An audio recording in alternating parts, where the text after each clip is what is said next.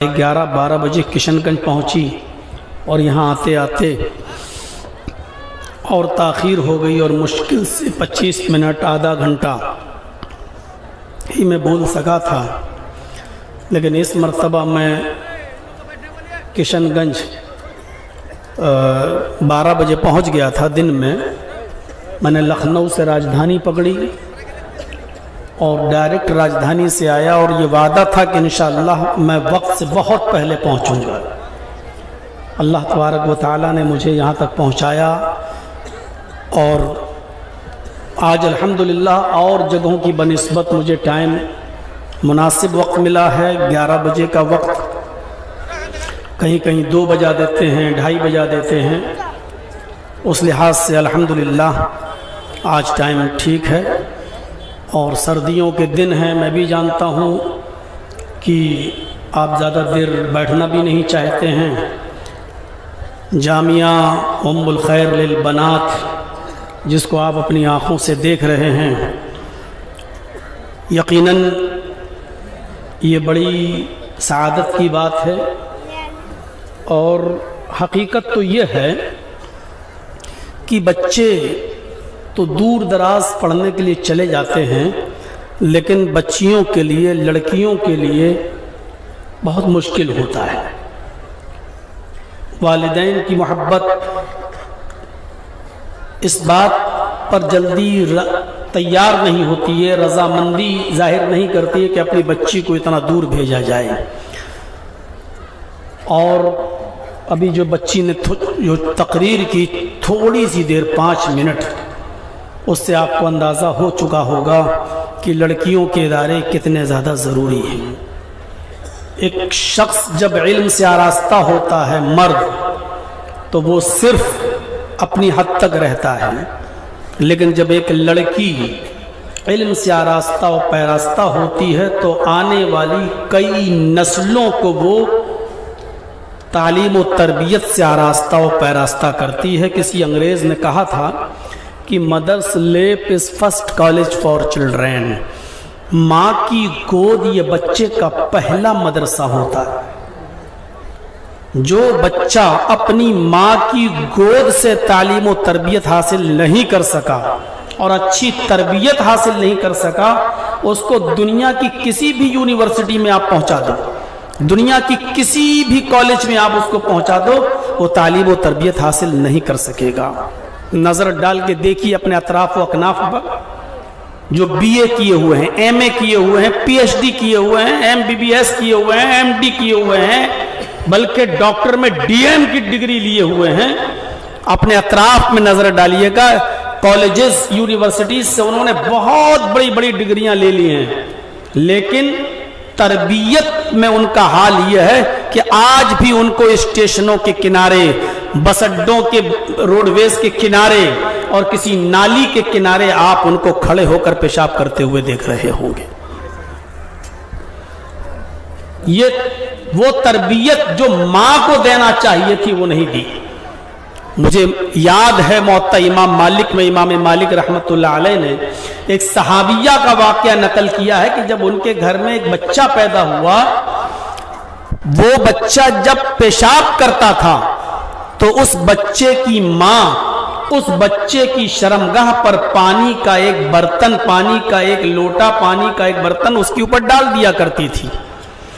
اس ماں کا بیان ہے کہ میرا بیٹا جب چلنے کے لائق ہوا، پہلا دن تھا میرے بیٹے کے چلنے کا، پہلا دن تھا میرے بیٹے کے چلنے کا، اور وہ کھڑا ہو کر پہلے دن جب چلا اور اس کو جب پیشاب کی حاجت ہوئی تو میرا بیٹا خود پانی کا برتن لیتا ہے اور ایک نالی کے کنارے جاتا ہے اور بیٹھ کر وہ پیشاب کر رہا ہے، اور پیشاب کرنے کے بعد وہ پانی اپنی شرمگاہ پہ ڈال رہا، جبکہ اس کو پتہ نہیں ہے استنجا کرنے کا طریقہ، ابھی وہ جانتا بھی نہیں ہے کہ پیشاب کرنے کے بعد استنجا کیسے کیا جائے، آب دست کیسے لیا جائے، لیکن اس کی ماں ڈال دیتی تھی، اس نے وہی سیکھا تھا ماں سے۔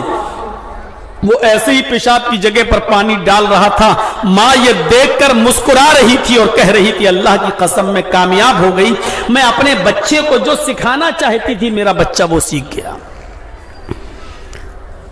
تو یاد رکھیے मां जो तरबियत देगी बच्चा वो सीखेगा। याद कीजिए आप अब्दुल कादिर जिलानी बगदादी रहमतुल्लाह अलैह, जिनको आज लोग बड़े पीर साहब के नाम से याद करते हैं, और हम मुसलमानों में एक बहुत बड़ा तबका जिसको हम सुन्नी या बरेलवी के नाम से जानते हैं, वो तो बाकायदा उनको अपना पीर मानता है। उनको ये बुजुर्गी ऐसे ही नहीं मिली थी, एक मां की तरबियत थी। जब 12 साल के हुए ये अब्दुल कादिर जिलानी, और एक काफिले के साथ जब जा रहे थे कहीं, तो उनकी मां ने 40 अशरफियां उनके कपड़े के अस्तर में सिल दी थी और छिपा दी थी, और ये कहा था कि बेटे तुम जा तो रहे हो काफिले वालों के साथ, लेकिन याद रखना हालात चाहे जितने खराब हो, हालात चाहे कितने नागुफ्ताबे हो, झूठ कभी मत बोलना। और इस काफिले को जब डाकुओं ने लूटा, इस काफिले पर जब डाकुओं ने हमला किया और पूरे के पूरे काफिले को जब लूट लिया, तो इस बच्चे के पास भी आए, इस बच्चे के पास भी आए और इस बच्चे से उन डाकुओं ने पूछा कि तेरे पास भी कुछ है? उसने कहा हाँ है। कहा क्या है? कहा 40 अशरफी हैं। कहा कहां हैं? कहा वो ये मेरे कपड़े के अस्तर में सिली हुई हैं। जब उसको फाड़ के देखा तो 40 अशरफी निकली। उन डाकुओं ने कहा कि बेटा ये तो बहुत अंदर छिपी हुई थी, हम लोग तो यहां पहुंच भी नहीं सकते थे, और तुमने बता क्यों दिया? आसानी से तुम इसको छिपा सकते थे। तो उस बच्चे ने जो जवाब दिया मेरे भाइयों, वो जवाब ये था कि मेरी मां ने मुझे चलते वक्त ये नसीहत की थी कि बेटे हालात चाहे कितने खराब हों, लेकिन किसी भी हालत में झूठ मत बोलना। तो मैं अपनी मां की नाफरमानी नहीं कर सकता था, ये मेरी मां की तालीम है, ये मेरे मां की तरबियत है। उन डाकुओं पर इतना जबरदस्त असर पड़ा इसका कि उन्होंने लूटा हुआ माल सबको वापस कर दिया, और इस बच्चे को अपने सरदार के पास लाए और सरदार को बताया। सरदार ने भी तौबा की, उन डाकुओं ने भी तौबा की, और कहा कि जब ये बच्चा अपने मां की इतनी बात मानता है, हमें अपने रब का कितना कहना मानना चाहिए। हमारी तो पूरी जिंदगी अपने रब की नाफरमानी में गुजर गई। तो मेरे भाइयों, मां की ये तरबियत जो अपने बच्चे को देती है, वो इन्हीं मदरसों से मां तैयार होगी। माओ को ये तरबियत कहां से मिलेगी? वो इन्हीं दीनी मदरसों से मिलेगी। आप अपनी बच्चियों को कुछ भी पढ़ा लें, एडवोकेट बना लें, एमएलए बना लें, एमपी बना लें, जज बना दें, कुछ भी बना दें, लेकिन जब तक आप दीनी तालीम से अपनी बच्चियों को मुज़य्यन नहीं करेंगे, ये आपकी बेटियां अपने बच्चों की सही तरबियत नहीं कर सकती हैं। सही तरबियत करने के लिए अब्दुल कादिर जिलानी रहमतुल्लाह अलैह की मां जैसी होनी चाहिए। और देख लीजिए आप, इसके बरक्स एक दूसरा वाकया भी सुन लीजिए, बिल्कुल इसके उल्टे। सुल्तान डाकू का नाम सुना है आपने? हमारे इलाके का था सुल्तान डाकू, उसको तख्ते दार पे लटकाया गया, फांसी की सजा हुई। जब उसको फांसी की सजा दी जा रही थी तो उससे पूछा जा रहा था कि तुम्हारी आखिरी तमन्ना क्या है? उसने कहा कि मैं आखिरी मर्तबा अपनी मां से मिलना चाहता हूं। उसकी मां को बुलाया गया, पूछा गया तुम्हारी मां आ गई, मुलाकात हो गई, अब क्या रह गया तुम्हारा? कुछ और तमन्ना है, कोई और इच्छा है, कोई और ख्वाहिश है? तो उसने कहा हाँ, वो ख्वाहिश ये है कि मुझसे पहले मेरी मां को फांसी दी जाए। मैं चाहता हूं कि मैं अपने मां को अपनी आंखों से फांसी के फंदे पर लटकता हुआ देखूं। हैरान थे पुलिस वाले, हैरान था जल्लाद, आखिर ऐसा क्यों? उसने जो जवाब दिया वो जवाब सुनिए, और पर्दे में जो हमारी बहनें सुन रही हैं वो सुने, जो हमारी माएं सुन रही हैं वो सुने।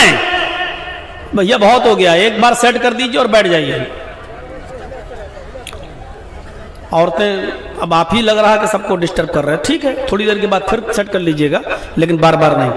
तो मेरी बहनें सुने, मेरी माएं सुने, उस सुल्तान डाकू ने जो जवाब दिया वो जवाब क्या था? उसने कहा कि जब मेरी उम्र 5 साल 6 साल की थी और मेरी मां ने मुझसे कहा था कि बेटा जाओ एक अंडा ले आओ, मैं किराना की दुकान पे गया एक अंडा खरीदने, दुकानदार ने मुझे अंडा दिया, اس نے پیسے مانگے. میں نے کہا ابھی تو دیے ہیں تم کو پیسے. اس نے سوچا بچہ جھوٹ نہیں بول رہا ہوگا. اس نے کہا ٹھیک ہے بیٹا. میں پیسہ بچا کر اور انڈا لے کر آ گیا. میں نے اپنی ماں کو انڈا دیا اور پیسہ بھی دیا. ماں نے کہا کیا ہوا بیٹا؟ تو کہا کہ میں نے دکاندار کو پاگل بنا دیا. میں نے کہا ابھی تو دیا بیٹا, ابھی تو دیا ہے میں نے تم کو پیسہ. ماں نے کہا بیٹا شاباش, آج تم نے بہت اچھا کام کیا, یہ 1 روپیہ شام کے کھانے کے کام آ جائے گا. پھر اس نے یہ عادت میری ڈالی اور دھیرے دھیرے میں چوری کرتے کرتے ڈکیت بن گیا, اور پھر اتنا بڑا ڈاکو بنا کہ میں دن دہاڑے لوگوں کو لوٹنے لگا, اور جو اپنا مال نہیں دیتے تھے میں ان کا مرڈر کر دیا کرتا تھا اور قتل کر دیا کرتا تھا, اور بالآخر میں پکڑا گیا اور آج مجھے تختہ دار پہ لٹکایا جا رہا ہے. مجھے ڈاکو بنانے میں میری ماں کا کردار ہے. اگر پہلی مرتبہ جب پیسہ بچا کر میں لایا تھا اسی وقت اگر میری ماں نے میرے گال پر ایک تھپڑ مارا ہوتا اور پیسہ دکاندار کو واپس کیا ہوتا اور کہا ہوتا کہ یہ غلط ہے, تو آج میں اتنا بڑا ڈاکو نہیں بنتا اور مجھے